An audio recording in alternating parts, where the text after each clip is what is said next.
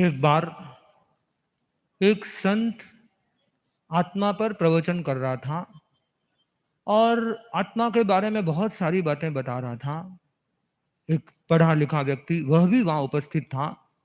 उसने उस संत के सामने प्रश्न किया कि आप इतनी देर से आत्मा के बारे में बता रहे हैं, किंतु आत्मा है कहां पर? मेरे को हथेली में लेकर बताओ तो मानूं कि आत्मा है।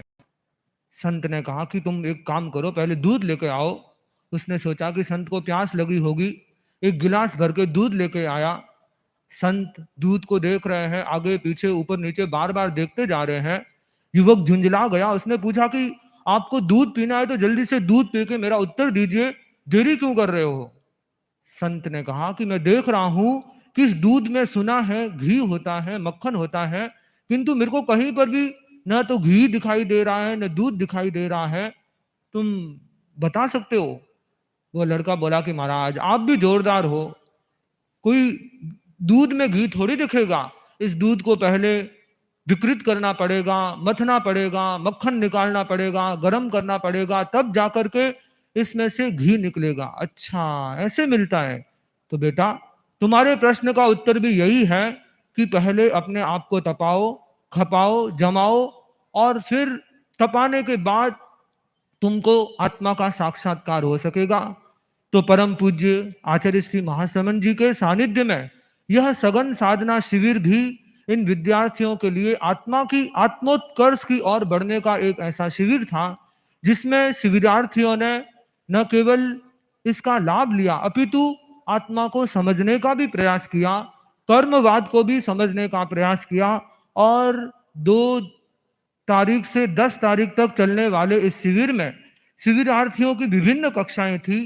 प्रातः अमृत साधना में मुमुक्षु भाइयों के द्वारा इनको सामायिक का अभ्यास कराया जाता। उसके बाद निरंतर अनेक अनेक संतों के सानिध्य में इनकी कक्षाएं चली, और सबका नाम भी वैसा ही था: अमृत साधना, योग साधना, सम्यक्त साधना, परमार्थ साधना, आत्मशुद्धि साधना, और 12 भावना, व्रताराधना, गमन योग साधना, गुरु उपासना, भिक्षु दर्शन साधना, श्रुत साधना, प्रायोगिक साधना। तो पूरा उनका शेड्यूल भी साधनामय बना हुआ था। और इस साधनामय शिविर में आने वाले बच्चों में तो प्राय छोटी उम्र के बच्चे ज्यादा थे और बड़ी उम्र के भी थोड़े बच्चे युवक हैं। और इनका ये दूसरा शिविर था। परम पूज्य गुरुदेव के सानिध्य में नंदन वन में मुंबई में पहला शिविर हुआ, और ये दूसरा शिविर, इसमें भी बच्चों ने बढ़ चढ़ के भाग लिया। जैसा कि साध्वी वरिया जी ने बताया कि बहनों का भी शुरू में 1-2 दिन में उनको थोड़ा शेड्यूल टाइट सा लगा। बच्चों में भी जो छोटे बच्चे थे उनकी भी वैसी स्थिति थी। कई बच्चे तो मेरे पास आकर रो के बता रहे थे कि अब तो हम घर जाना है। उनको समझाया तो वो भी शिविर में प्राय कंटिन्यू किए। कई बच्चों को पापा मम्मी की याद आ जाती, और अनेक बार कईयों को बुखार आ गया। वैसी स्थिति में भी प्राय सब बच्चों का मनोभाव रहा कि हम ठीक होते ही वापस आ जाएंगे। और बच्चे पूरे साधना काल में सामायिक आदि साधना करते, और कई कई बच्चों ने तो मानो कभी भोजन भी नहीं करते, दोपहर का भी भोजन नहीं, शाम का भी भोजन नहीं, दिन भर सामायिक सामायिक सामायिक सामायिक में ही रहते। और कितने कितने बच्चों ने दिन की 10-11 इतनी इतनी सामायिक भी इन्होंने की है। तो इस प्रकार साधना काल में, और जब मैंने इनके अनुभव पूछे तो बच्चों ने कहा कि हमारे लिए तो यह शिविर एक एडवेंचर की तरह था, और हमने इस शिविर में इतना ज्ञान पाया है।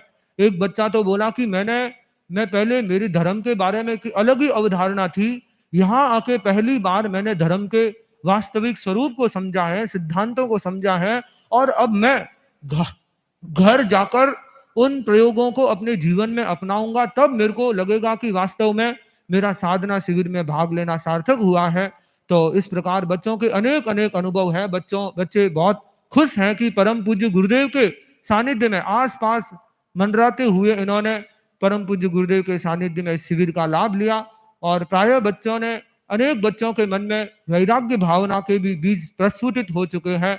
उनको भी सिंचन मिलता रहेगा, तो वो भी आगे जाकर साधना के सघन पथ पर और ज्यादा प्रवर्धमान बढ़ सकेंगे। तो जैसा कि परम पूज्य गुरुदेव ने फरमाया कि आप लोग साधना शिविर में आए हैं, तो यह साधना यही नहीं छूटे, ये साधना आपके साथ जाए। घर परिवार में आपके माता पिता को, सबको अनुभव होना चाहिए कि हमारे बच्चे शिविर में जाके आए हैं तो इनके भीतर परिवर्तन आया है, वह परिवर्तन परिलक्षित होगा, तो आपके ज्ञाति जनों को, आपके पारिवारिक जनों को भी बहुत खुशी होगी।